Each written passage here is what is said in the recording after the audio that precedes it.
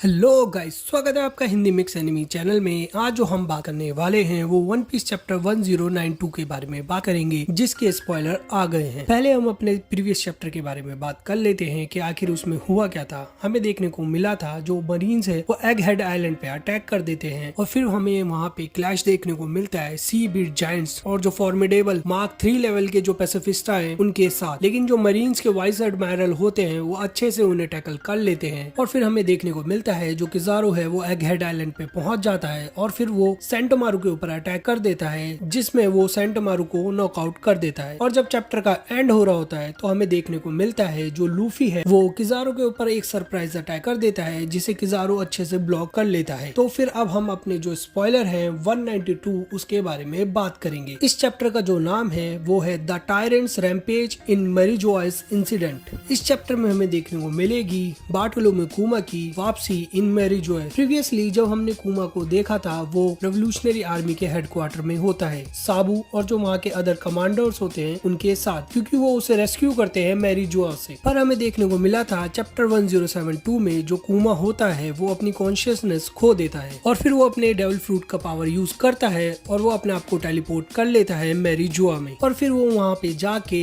Rampage करता है, जिसकी वजह से वहाँ पे सब जगह हड़कंप मच जाता है। और हो सकता है जो कुमा हो वो जो वर्ल्ड गवर्नमेंट का जो स्ट्रॉन्ग होल्ड है उसे खत्म करना चाहता हो। और जब वो वहाँ पे रैम्पेज कर रहा होता है उसे कोई और नहीं अकाइनू रोकने आता है और उसमें हमें देखने को मिल सकता है जो अकाइनू हो वो कम्प्लीटली डिस्ट्रॉय कर दे कुमा को, जिसकी वजह से हमें आने वाले चैप्टर में देखने को मिल सकता है जो रेवोल्यूशनरी आर्मी है कोई स्टेप उठाए अगेंस्ट वर्ल्ड गवर्नमेंट के। और हो सकता है हमें क्लैश देखने को मिले वर्ल्ड गवर्नमेंट और रेवोल्यूशनरी आर्मी के बीच में, तो हमें अकाइनू जो ड्रैगन है उसके बीच में भी क्लैश देखने को मिले। और फिर हमें लास्ट चैप्टर में देखने को मिला था लूफी और किजारो का जो क्लैश हुआ था, जिसमें लूफी अटैक कर देता है किजारो के ऊपर। जब लूफी अटैक करता है किजारो के ऊपर तो हमें वहाँ पे हाकी क्लैश देखने को मिला था, लेकिन वो हो सकता है वो सिर्फ लूफी की तरफ से हो, क्योंकि हमें किजारो की तरफ से कोई भी हाकी क्लैश देखने को नहीं मिला था। और ना ही जब किजारो उसका अटैक ब्लॉक करता है वो कोई आर्मामेंट हाकी यूज करता है। जो लूफी है वो अपने कॉन्कर हाकी यूज कर रहा हो किजारो के ऊपर। और फिर जब हमें वहाँ क्लैश देखने को मिलता है तो लूफी किजारो से कहता है हम 100 गुना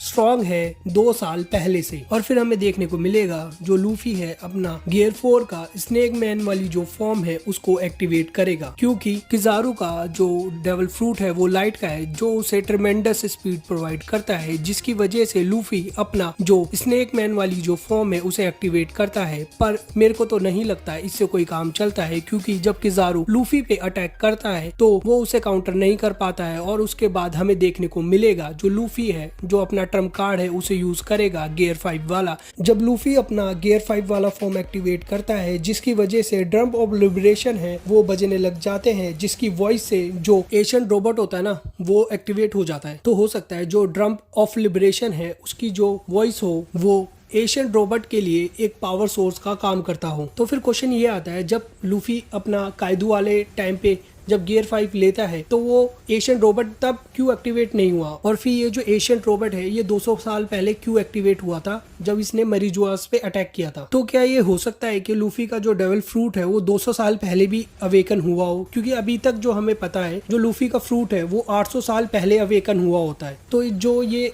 एशियन रोबोट है इसको जो एक्टिवेट करने के लिए ड्रम ऑफ लिबरेशन की वॉइस लगती है या फिर कुछ और है जिसकी वजह से ये एक्टिवेट होता है। और जो एशियन रोबोट है वो एक है या एक से ज्यादा है, क्योंकि अगर वो ज्यादा होंगे तो लूफी अपनी एक पूरी की पूरी आर्मी बना सकता है इन एशियन रोबोट से। चलो छोड़ो, ये तो हमें बाद में देखने को मिलेगा कि चैप्टर में आखिर होगा क्या जब चैप्टर प्रॉपर आ जाएगा। तो guys please support this channel and subscribe this channel. Thank you.